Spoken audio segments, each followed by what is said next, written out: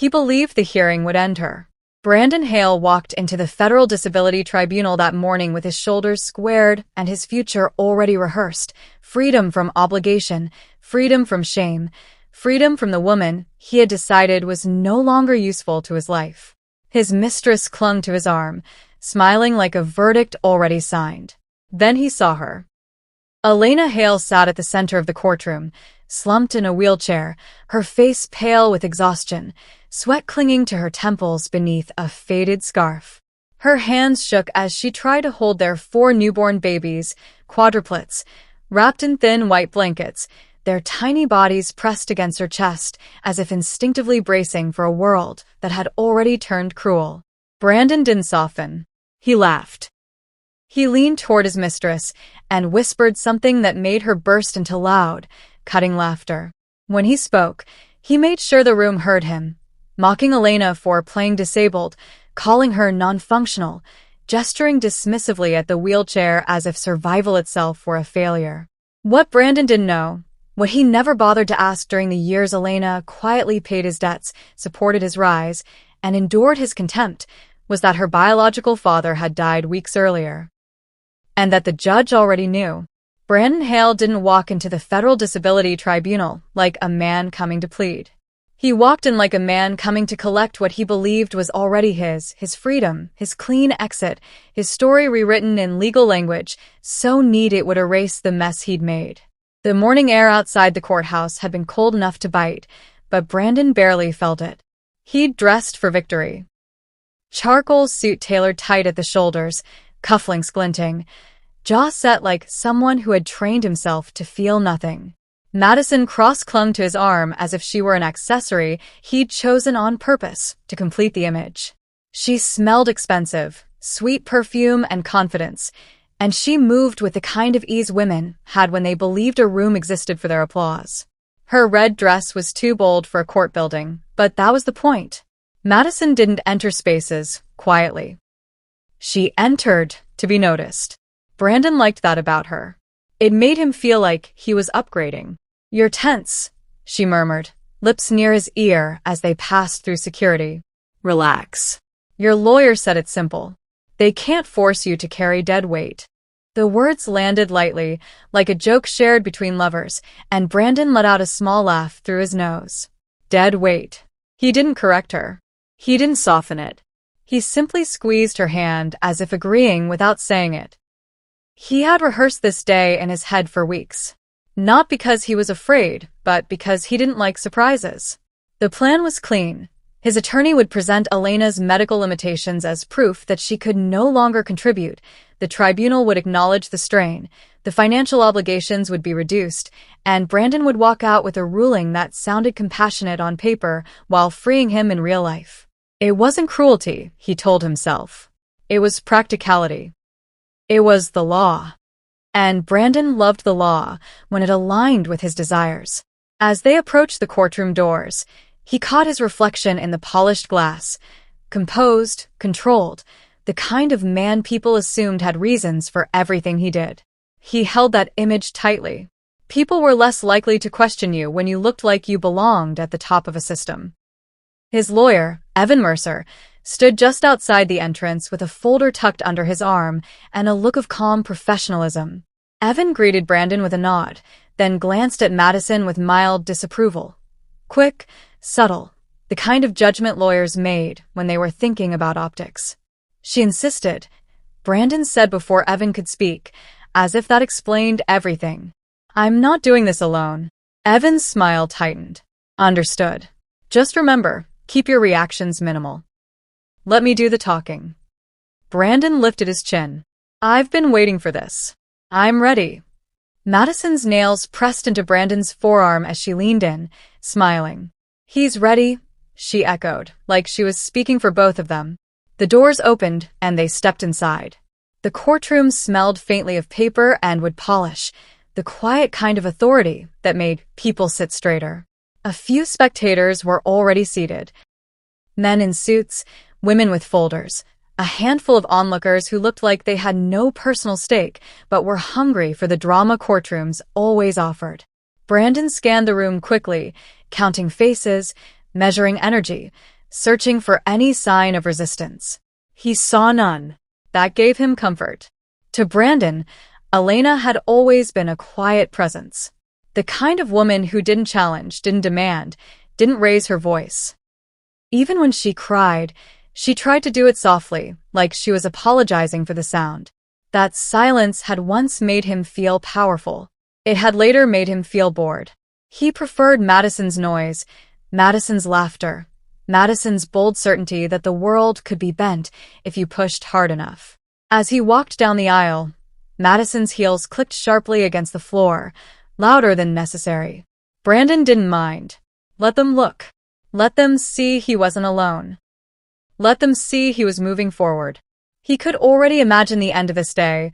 Walking out of the building, Madison's arm looped through his phone filled with messages from friends congratulating him for handling things, his lawyer confirming the ruling. He'd take Madison to lunch somewhere expensive. He'd smile when she posted a picture of their plates, and people would assume he was simply living his life. He wouldn't have to explain Elena. He wouldn't have to feel guilty. The law would do it for him. They reached the front row, reserved for parties. Evan placed his folder on the table, organized his papers with practiced ease, then leaned slightly toward Brandon. "Remember," he whispered, "if they try to tug at emotion, we stay focused. Medical facts. Financial strain. You are not obligated to." Brandon cut him off with a small nod. He didn't need the lecture. He'd lived with Elena's emotion long enough to feel numb to it. He wasn't here to be moved. He was here to be released. Madison sat close, thigh pressed against his, her smile lazy and satisfied as her eyes wandered over the room like she was judging who mattered and who didn't. She leaned in again, voice low, sweet with poison. "By the time we leave," she murmured, "you'll be free." Brandon's lips curved. "I already am," he said quietly, as if the ruling would only make it official. The clerk called for order. People shifted in their seats. The doors at the side opened briefly as court staff moved in and out. The bench at the front waited, elevated, imposing, as if reminding everyone that inside these walls, power wore procedure. Brandon folded his hands, steady, patient, almost serene. He believed the hearing would be the final chapter, the page where Elena's name stopped following his. He didn't know that the next chapter had already been delivered to the judge's desk that morning, sealed and waiting, with a kind of truth that doesn't argue. It simply arrives. Elena Hale had been brought into the courtroom before Brandon arrived. That was deliberate. The clerk had guided her in quietly, avoiding attention, as if her presence were something that needed to be placed gently, carefully, so it wouldn't disturb the room. The wheelchair's wheels whispered against the polished floor, a soft, almost apologetic sound. Elena kept her eyes lowered, not because she was ashamed, but because looking up for too long made her dizzy now. Her body still hadn't forgiven her for what it had been through. The quadruplets were already in her arms. For small bodies, wrapped in thin white blankets that smelled faintly of soap and milk. They were arranged as best she could manage. Two balanced across her chest, two resting against her lap, their tiny faces flushed and peaceful, unaware of the weight pressing down on the woman holding them. Elena's arms trembled under the strain, muscles burning with a dull, familiar ache she had learned to ignore. She had learned to ignore many things. A bead of sweat slid down her temple and disappeared beneath the edge of her faded headscarf. The fabric had once been bright, chosen with care, but months of hospital washes had dulled it to something soft and worn. It framed her face like a reminder of who she had been before survival stripped everything else away. She adjusted her grip, carefully, painfully, afraid of what might happen if she shifted too much. The injury to her spine still sent sharp warnings through her body when she moved the wrong way, and holding all 4 babies at once was never advised. But she had insisted. She didn't trust anyone else to carry them. Trust had become a luxury she could no longer afford. The room filled slowly around her. Lawyers took their seats. Spectators whispered. A man 2 rows behind her cleared his throat and shifted uncomfortably, his gaze lingering too long before sliding away. A woman across the aisle watched Elena with a tight mouth, sympathy mixed with something harder to name, judgment, perhaps, or relief that it wasn't her. Elena felt all of it without looking. Her body ached in places she no longer had words for. The pregnancy had not been kind. 4 lives had grown inside her at once, demanding space her body didn't have. The labor had lasted nearly 2 days. When it ended, the doctor's face had changed before his words did. Spinal trauma, partial paralysis, months of rehabilitation, uncertainty. Brandon had stood at the foot of the hospital bed, arms crossed, nodding as if he were listening to a forecast instead of a life sentence. She swallowed now, her throat dry, and leaned her head back against the chair for support. The wheelchair was standard issue, black, unremarkable, the kind people noticed only because of what it represented. Elena hated it and relied on it in equal measure. It gave her movement, but it also announced her fragility to anyone who walked past. One of the babies stirred, letting out a small, thin cry. Elena's heart jumped. She lowered her head, whispering softly, murmuring nonsense sounds meant only to soothe. She shifted her arm a fraction, wincing as pain shot up her side. The baby settled again, breath evening out. A murmur rippled through the courtroom. Someone sighed. Someone else clicked their tongue softly, impatient. From the corner of her eye, Elena saw Brandon enter. She felt the change before she saw him. The air tightening, the subtle shift in attention. She didn't turn her head. She didn't need to. She recognized his presence the way you recognize a storm approaching, by the pressure, the quiet warning your body gives before your mind catches up. His footsteps stopped somewhere to her right. She kept her gaze on the babies. The moment stretched. Too long. Then she heard it, a short laugh, not loud, but sharp enough to cut. Madison's laugh. It sliced through the room like something brittle breaking. Elena flinched despite herself, her shoulders tightening instinctively as if bracing for impact. She heard whispers, heard someone murmur, "Oh my God," under their breath.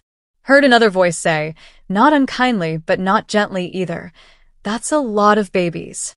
Brandon spoke next. He didn't raise his voice. He didn't need to. His tone carried easily, practiced, confident. "You see what I mean," he said, not to the judge, not yet, but to Madison, to his lawyer, to the room. "This is what I've been dealing with." Elena's fingers tightened around the blanket edges. Her knuckles whitened. Madison clapped slowly, mockingly, the sound light and deliberate. "For babies and a wheelchair," she said with a smile that didn't reach her eyes. "That's not motherhood. That's a strategy." A few people shifted uncomfortably. No one spoke. Elena felt the heat rise in her face, tears burning behind her eyes. She didn't look up. She didn't defend herself. She had learned long ago that explanations often invited more cruelty, not less. Instead, she tightened her arms around the babies, as if she could shield them from words they didn't yet understand. Her silence filled the space where a response might have been. It wasn't weakness. It was restraint honed by years of being told to take up less room. Another wave of pain rippled through her body as one of the babies slipped slightly. She gasped quietly, correcting her grip, teeth clenched. A court aide took a half step forward, then hesitated, uncertain whether to intervene. Elena shook her head almost imperceptibly. "Please don't. Not now." The judge had not yet spoken, but her eyes were on Elena now. Not with pity, with attention. Elena felt it like a hand steadying her back, even though nothing had touched her at all. The room had started neutral, procedural, distant, the kind of place where feelings were meant to be checked at the door and replaced with paperwork. That neutrality cracked the moment Brandon decided silence was permission. He leaned back in his chair as if settling into a performance, one arm draped casually along the backrest, his posture relaxed in a way that suggested comfort, not consequence. Madison mirrored him, crossing her legs slowly, deliberately, the red of her dress loud against the courtroom's muted wood and gray fabric. She glanced around with a smile that said she enjoyed being seen, enjoyed being part of whatever this was becoming. Brandon cleared his throat.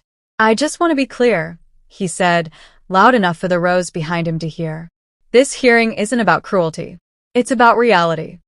He gestured vaguely toward Elena, his hand slicing the air in her direction without quite pointing, as if she were an object rather than a person. What you're looking at isn't sustainable. For infants, no mobility, no income. That's not a partnership anymore. That's a liability. A ripple moved through the courtroom. Small, uneasy shifts in posture, the sound of fabric brushing fabric as people adjusted in their seats. Someone inhaled sharply. Someone else let out a breath they hadn't realized they were holding. Elena felt the words land like stones. Liability. The term echoed in her chest, clinical and cold. She stared down at the babies, at the gentle rise and fall of their breathing, grounding herself in something real, something that didn't require her to respond. Madison leaned forward then, elbows on her knees, chin resting lightly on her hand as if she were watching a play. I mean, she said brightly, let's not pretend this is about love. This is about manipulation. Disabilities don't make you entitled to someone else's life. A few heads turned sharply toward her. A woman near the aisle frowned, lips pressing thin. A man behind Brandon shifted, his jaw tightening. Madison continued anyway, emboldened by the absence of immediate correction. And carrying 4 babies, knowing what it would do to her body? She shrugged. That was a choice. You don't get to weaponize your own decisions. Brandon smiled at her, approving. He looked relieved, as if she were saying the ugly parts out loud, so he wouldn't have to. She's always done this, he added. Made herself the victim. Used silence to make people feel sorry for her. It's not my fault she can't, he paused, glancing pointedly at the wheelchair. Function anymore. The word hung there, ugly and exposed. Elena's breath hitched despite her efforts to keep it steady. Her arms trembled again, the strain of holding the babies now joined by something heavier pressing against her ribs. She could feel tears gathering, hot and unwanted, but she refused to let them fall where Brandon could see them. She had cried enough in private. She would not give him the satisfaction here. The judge had not yet spoken. That, more than anything, unsettled a few people in the room. Madison laughed softly, shaking her head. Honestly, it's almost impressive. Sitting there like that. The wheelchair. The babies. It's theatrical. That did it. A murmur rose, no longer a whisper but a low, spreading sound of discomfort. Someone near the back said, "That's enough," under their breath. Another voice, sharper, whispered, "This is a court, not a club." Brandon noticed the shift and mistook it for attention he could control. He straightened, folding his hands together as if preparing to conclude. "Look," he said, tone turning measured, rehearsed. "I sympathize. I really do. But sympathy doesn't change facts. And the fact is, I shouldn't be punished for circumstances I didn't cause." Elena finally looked up. Not at Brandon. Not at Madison. She looked at the bench. Her eyes were red now, rimmed with exhaustion and held back tears, but they were steady. There was no accusation in them. No plea. Just presence. A quiet, unyielding refusal to disappear. For a brief moment, the room seemed to notice her for the first time not as a symbol, not as a case file, but as a woman holding 4 lives together with a body that had already given more than it could afford. The judge's gaze remained fixed on Elena. The air shifted again, not with drama, but with focus. Brandon, sensing the change but misunderstanding it, leaned toward his lawyer and whispered something smug, something meant to reassure himself that this was still going his way. Madison smirked, settling back into her seat, satisfied. Neither of them realized that the tone of the room had already turned. Neutral had given way to unease. And unease, when acknowledged by the right authority, has a way of becoming something else entirely. Elena had learned silence long before she learned love. It began in a house that was never really hers. A narrow building with peeling paint and a front door that slammed too loudly when you closed it wrong. She was 5 when she was brought there, carrying a small bag that wasn't even hers, standing in a hallway where adults spoke over her head as if she were furniture. She learned quickly that noise attracted attention, and attention was rarely kind. "Be grateful," the woman who took her in would say whenever Elena asked a question that lingered too long. "You're lucky anyone wanted you at all." So, Elena stopped asking. At school, she sat near the window, raising her hand only when she was absolutely certain of the answer. Even then, she spoke softly, her voice careful, measured. Teachers described her as easy. Classmates described her as quiet. No one described her as lonely, because loneliness is harder to see when it doesn't complain.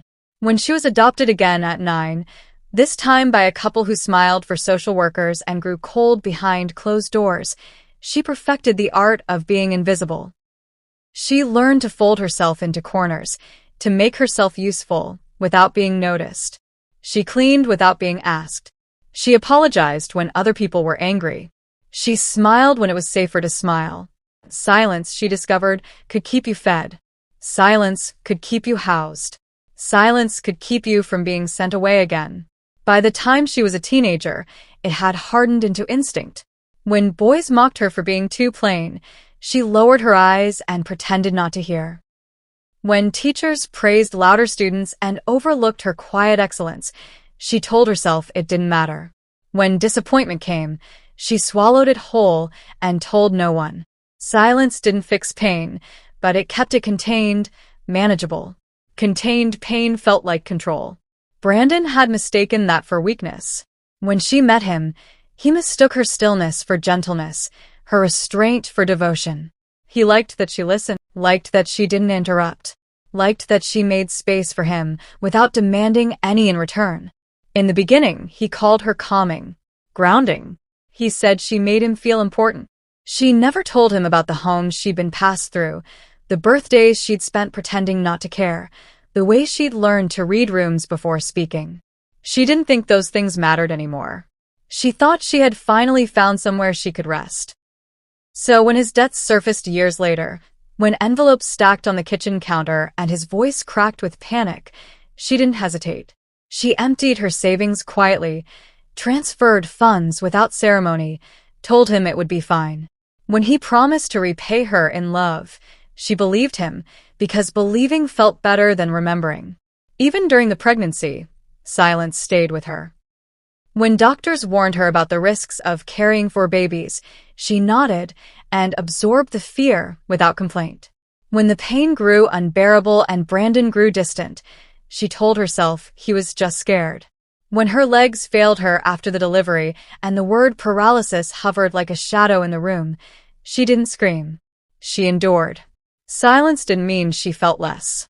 It meant she had learned not to ask the world to carry what she could barely hold herself. Now, in the courtroom, that same silence wrapped around her like a familiar coat. As Brandon and Madison spoke over her, labeled her, reduced her to a problem to be solved, Elena said nothing. Not because she agreed, but because she knew what speaking too soon often cost her. She felt the familiar urge to disappear, to fold inward, to survive the moment by becoming small. But something was different. This silence did not come from fear alone. It came from exhaustion. From a body that had been pushed beyond reason and still shown up. From 4 lives resting against her heart, breathing because she had chosen to keep going when stopping might have been easier. From years of holding other people together, while quietly coming apart.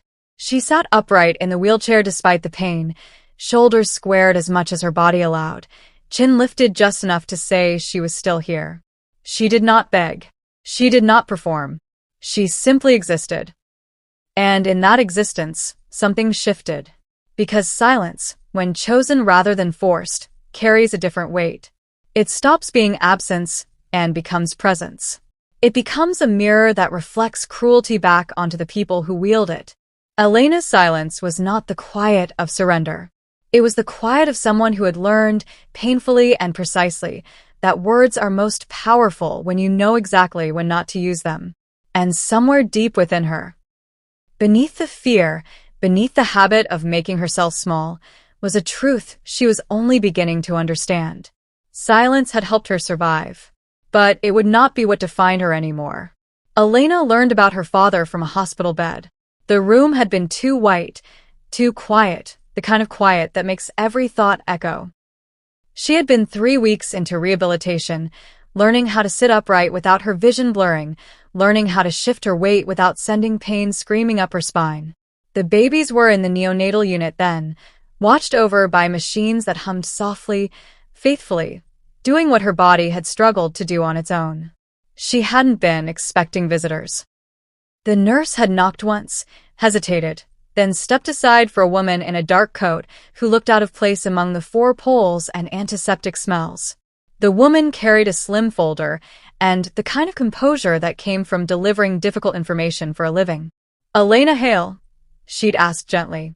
Elena had nodded, her hands resting uselessly in her lap. "My name is Marjorie Klein. I'm an estate representative. I'm sorry to intrude at a time like this."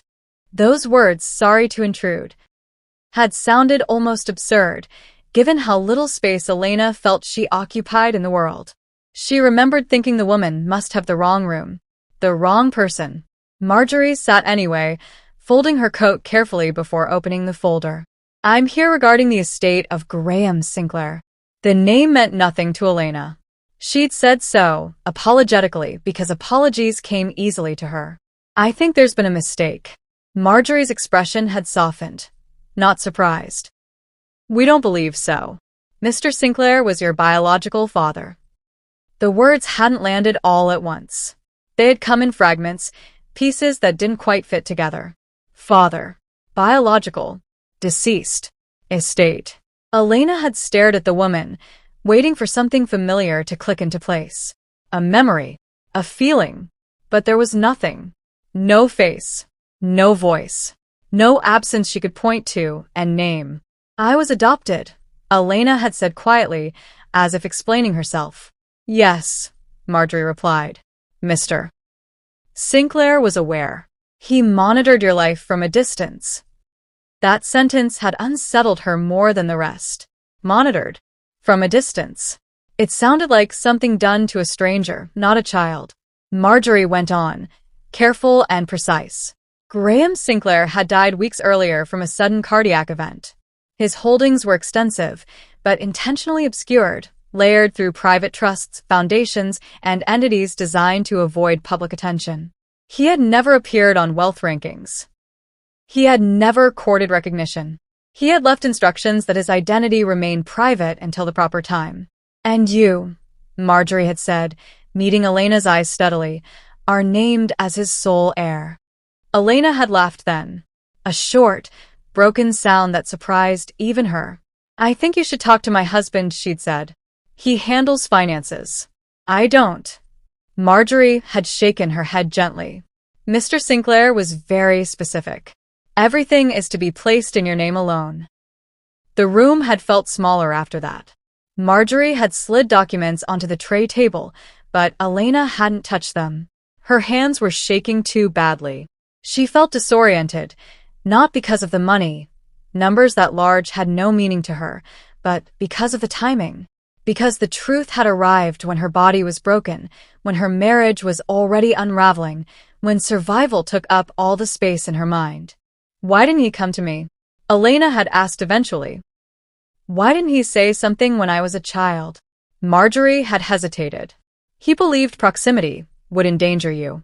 His world was complicated. He chose distance over disruption." Distance over love, Elena had thought, but she hadn't said it out loud. She hadn't felt anger. Not exactly. More like a hollow acknowledgement. Another adult who had chosen absence and called it protection. Another story she would have to carry quietly. When Marjorie left, Elena had asked the nurse to place the folder in the bedside drawer.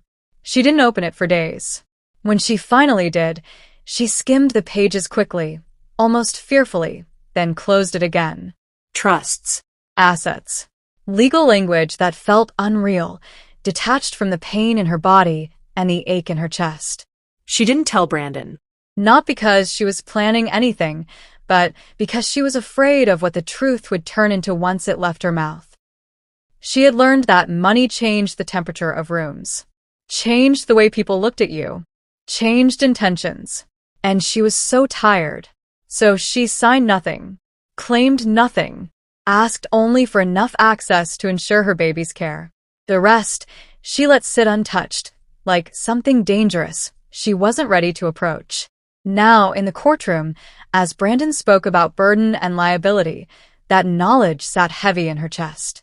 Not as triumph, as irony. The man she had never known had left her everything. The man she had trusted had tried to leave her with nothing. Elena adjusted her grip on the babies, feeling their warmth, their undeniable reality.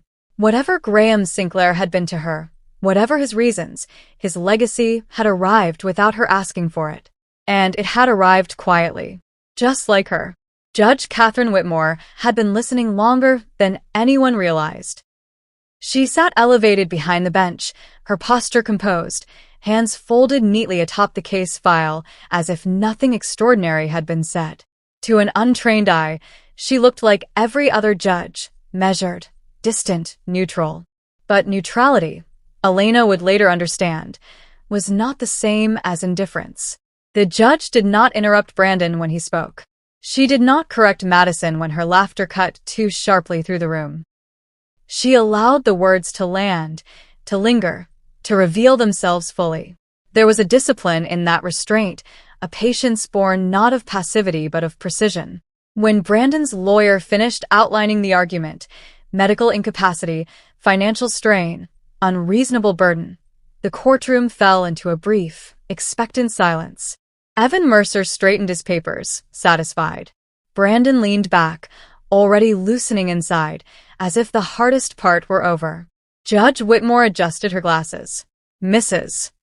Hale, she said, her voice calm, even. I'd like to ask you a few questions. Elena lifted her head slowly. The sound of her name spoken without contempt startled her more than she expected. She nodded once. Are you currently receiving any direct financial support from your husband? The judge asked. Elena hesitated, then shook her head. No, Your Honor. Brandon frowned slightly, turning toward his lawyer, then back to the bench. Judge Whitmore continued. When did that support stop? Shortly after my injury, Elena said. Her voice was quiet, but it carried. The joint accounts were drained within days. A murmur rippled through the room. Brandon opened his mouth, but the judge raised a hand. Not sharply, not dramatically, just enough. Mr. Hale, she said without looking at him, you'll have an opportunity to respond. Her gaze returned to Elena. Mrs. Hale, how have you been providing for yourself and your children since that time? Elena swallowed.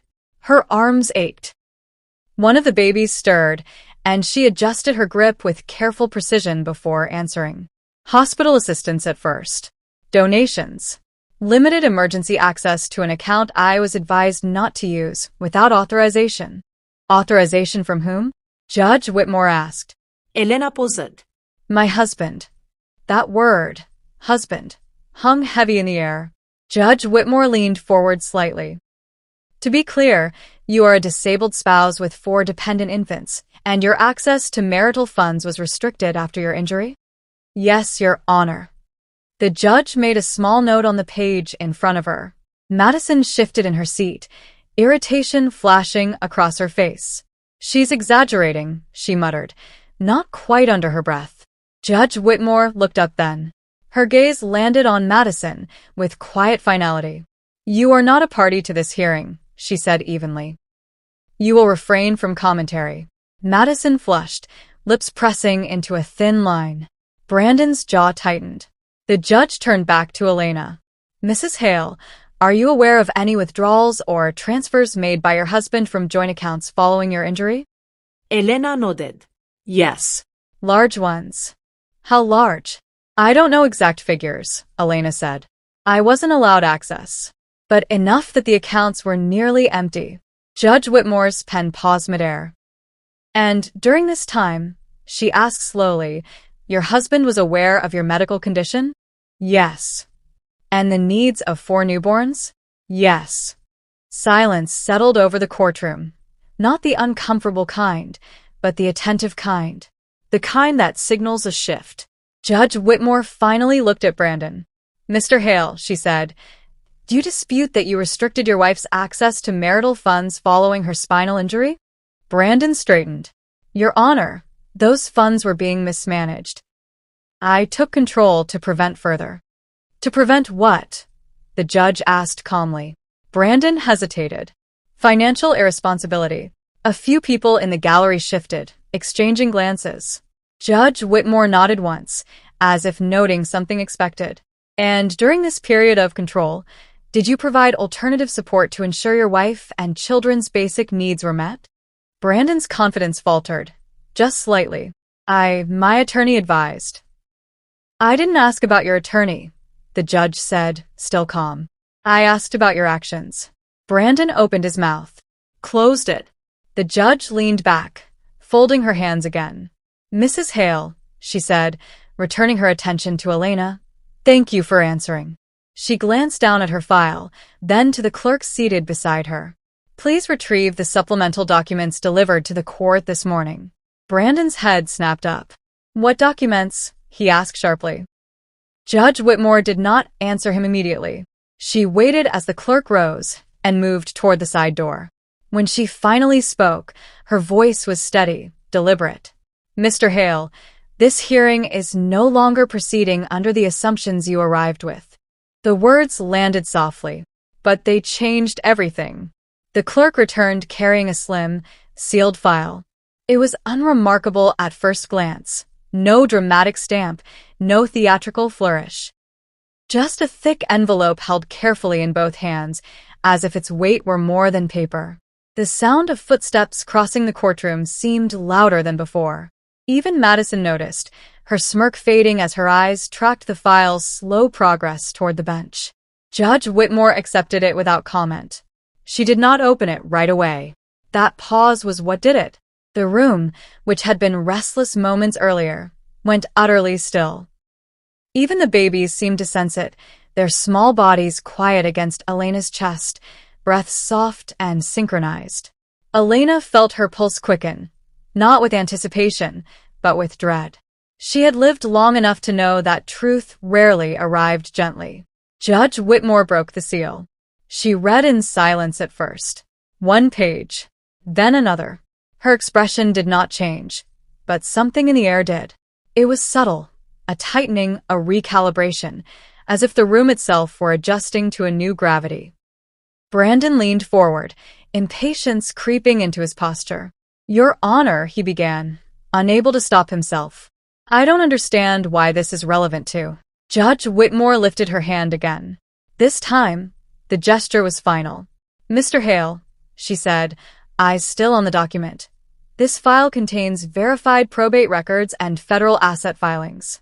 It is not only relevant, it is determinative." Madison's laugh came out thin, uncertain. "Probate," she echoed. "What does that have to do with?" Judge Whitmore looked up. Her gaze moved past Madison as if she were not there, then settled squarely on Brandon. "According to these records," she said evenly, "Mrs. Elena Hale is the biological daughter and sole legal heir of the late Graham Sinclair." The name rippled through the courtroom like a dropped glass. Someone gasped. Someone else whispered it again under their breath, as if repetition might make sense of it. Brandon blinked once, then shook his head, a sharp, dismissive motion. "That's not possible," he said quickly. "I would know."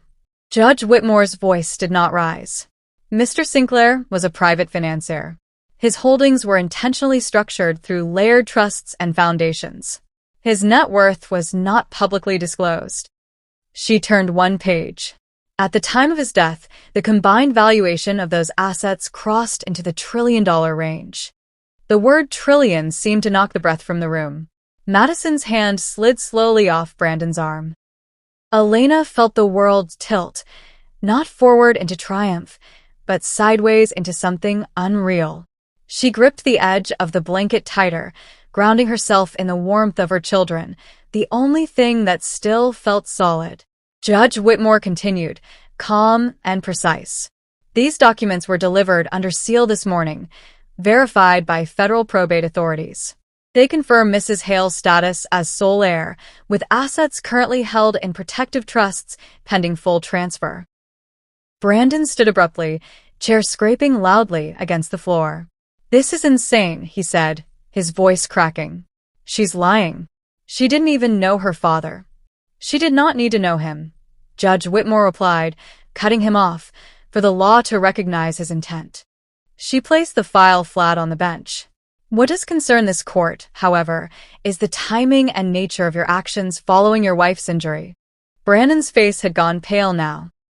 "Your Honor, whatever inheritance she may have, is not the point," the judge said. "The point is that you restricted access to marital funds, drained joint accounts, and attempted to characterize a disabled spouse as financially incapable, all while unaware or indifferent to her independent legal standing." She paused, letting that settle. "Effective immediately," Judge Whitmore said, "all accounts accessed or managed by Mr. Hale that intersect with marital assets are frozen pending investigation for financial exploitation of a disabled spouse." A low sound escaped Brandon's throat, something between a protest and a plea. Additionally, the judge continued, "Mrs. Hale retains full guardianship of her children, and this court will refer the matter for further review under disability protection statutes." Madison took a step back, heels clicking sharply. Her confidence had evaporated, replaced by something brittle and frightened. She looked at Brandon as if seeing him for the first time, not powerful, not secure, but exposed. Elena did not move. Tears streamed down her face now, unchecked, but they were not tears of humiliation. They were release.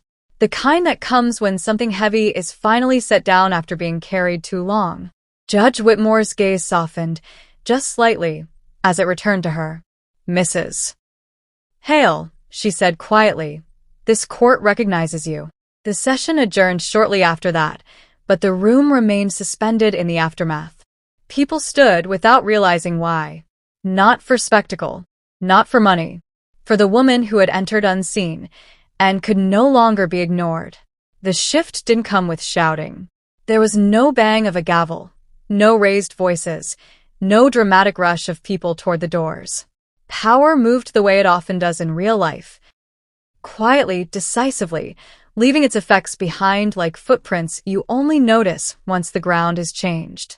Court officers stepped forward first, not aggressively, just efficiently. One leaned toward Elena, speaking softly, asking if she needed assistance. Another approached Brandon, asking him to remain where he was while procedural notes were finalized. The difference in tone was subtle, but unmistakable. One was care. The other was containment. Brandon stood frozen, his mouth slightly open, as if words were still forming but had forgotten how to arrive. He looked around the courtroom the way someone does after an accident, searching for a familiar face to confirm that this was real. His lawyer avoided his eyes, already flipping through his phone, his expression tight and distant. Madison hovered a step away now, no longer touching him, her arms crossed as if bracing against cold. "This doesn't make sense," Brandon muttered, more to himself than anyone else. He reached into his pocket, pulled out his phone, and frowned at the screen.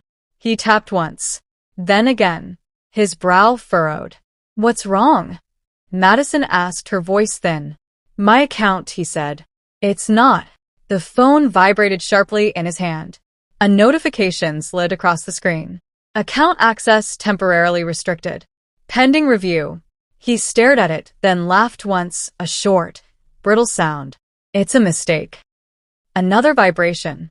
Then another. Credit line suspended. Secondary account frozen. The color drained from his face. Madison stepped back another inch.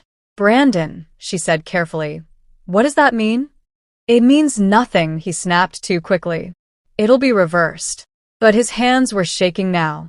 Across the room, Elena was being gently repositioned, a cushion placed behind her back, a court aide helping redistribute the babies so the weight was no longer all on her arms. She let them help this time.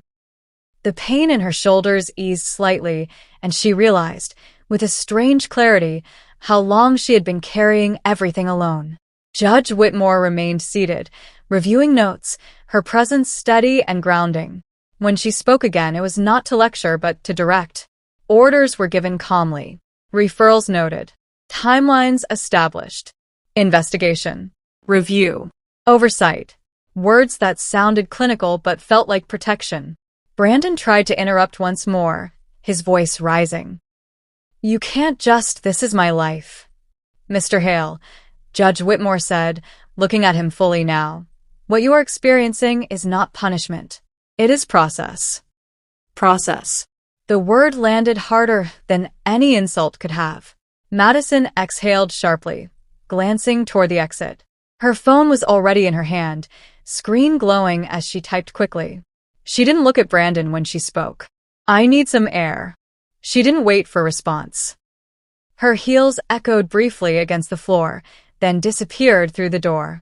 No dramatic goodbye. No whispered reassurance. Just absence. Brandon watched her go, something breaking open in his chest.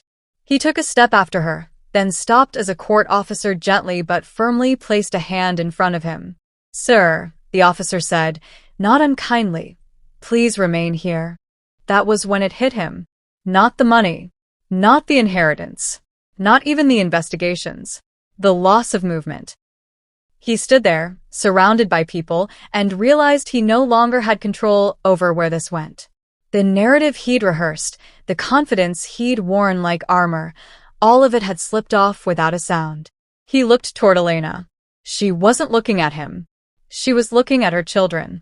One of them had opened its eyes, unfocused and curious, a tiny hand curling around her finger. Elena smiled softly, the expression instinctive, unguarded. The room seemed to fade around her in that moment.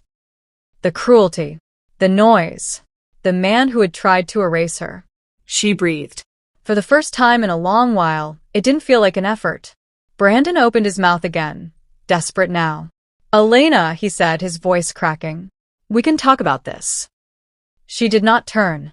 The hearing concluded with signatures and instructions, the machinery of the law closing around what had been exposed. People began to file out slowly, conversations hushed, faces thoughtful. Some glanced at Elena with something like awe, others with quiet respect. Brandon remained standing long after his lawyer left his side, long after Madison was gone, long after the room had thinned. He checked his phone one last time. No signal. No access. No answers. Across the room, Elena was being guided toward the exit, her wheelchair rolling smoothly now, her children secure, her path clear. She passed Brandon without a word, without a glance, not out of spite, but because the moment no longer belonged to him.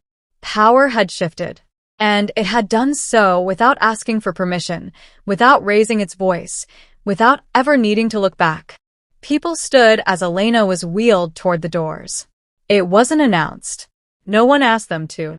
It happened the way instinct happens, quiet, uncoordinated, sincere. Chairs scraped softly against the floor as bodies rose, some slowly, some all at once. A woman pressed her hand to her mouth. A man lowered his head. Even those who had come out of idle curiosity seemed to understand that something irreversible had just passed through the room. Elena noticed only in fragments. The way the light from the tall windows caught the edges of the white blankets. The gentle hum of the wheelchair as it moved forward. The weight that had lifted from her chest without her realizing it had been there. Her tears had slowed now, leaving her eyes swollen but clear, as if she were seeing the world through new glass. Judge Whitmore stood as well. She did not speak over the movement or call for attention. She simply waited until Elena drew near, then stepped down from the bench, a small gesture, but one that carried meaning. When she spoke, it was low, meant only for Elena to hear.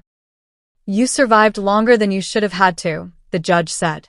But today the law saw you. Elena nodded, unable to trust her voice. She felt something tighten in her throat, not pain, not fear, but recognition. For years she had lived as if endurance were the goal, as if surviving quietly were the highest form of success. Now, standing here, she understood that being seen was not the same as being exposed. It could also be protection. Court staff guided her gently through the doorway.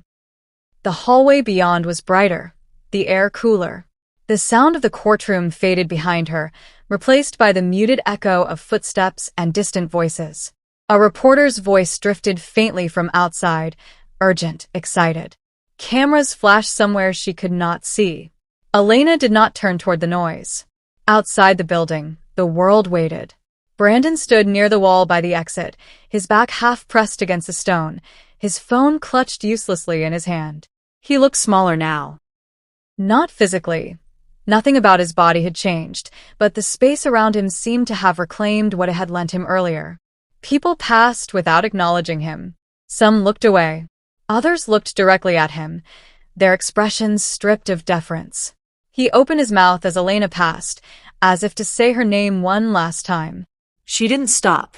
It wasn't an act of cruelty. It wasn't triumph. It was clarity. She had spent too long explaining herself to people who benefited from misunderstanding her. This moment did not belong to explanations. The wheelchair rolled smoothly down the shallow ramp, sunlight warming her face. The babies shifted, stirred by the change in air, one of them letting out a small sound. Curious, questioning. Elena smiled, a real smile, the kind that reached her eyes without permission. A court officer adjusted the shade above them. "Take your time," he said kindly. Time. The word felt unfamiliar and generous. Across the steps, Brandon's phone vibrated once more. He looked down instinctively, hope flaring, then draining as he read the notification. Another account flagged. Another call unanswered. His shoulders sagged, the last of his practiced composure slipping away. Elena felt none of that. She felt the warmth of the sun, the weight of her children, now shared by people who offered help without condition. The quiet knowledge that the ground beneath her was no longer uncertain. As the car door opened and she was guided inside, Elena caught her reflection in the darkened glass. She looked tired, older, Changed. but she did not look broken. She looked anchored. The courthouse doors closed behind her with a soft, final sound. Inside, Brandon remained, staring at nothing in particular, finally understanding what it meant to be left without an audience. Outside, Elena was driven away, the city unfolding ahead of her in long, ordinary streets that suddenly felt full of possibility. She rested her head back against the seat, breathing evenly, listening to the small sounds her babies made as they slept and stirred. The future was still uncertain. Her body was still healing. There would be decisions, challenges, consequences she could not yet see. But for the first time, uncertainty did not feel like danger. It felt like space. And as the car merged into traffic, Elena closed her eyes. Not to disappear, not to hide, but to rest in the simple truth that she no longer had to make herself small to survive. She had entered the room dismissed. She had left it seen. And nothing, not silence, not cruelty, not even power misused, could take that away from her again.